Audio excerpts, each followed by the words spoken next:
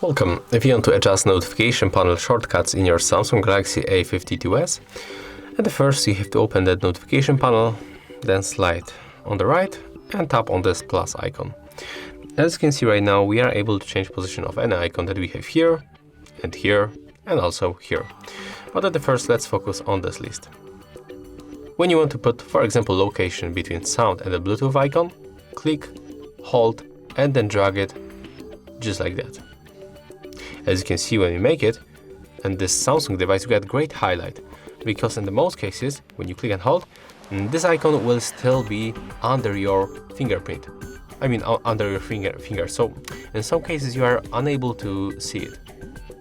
So with this great highlight, it pops above our finger, and we are able to see that icon. So that's very great and simple animation that help us to set it up definitely better.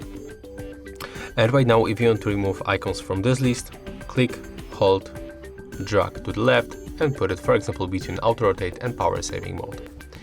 We are also able to add additional icons like synchronize or NFC mode. Click, hold, and then drag it between mobile data and the hotspot. Click down to save, and as you can see, that's how we can make it.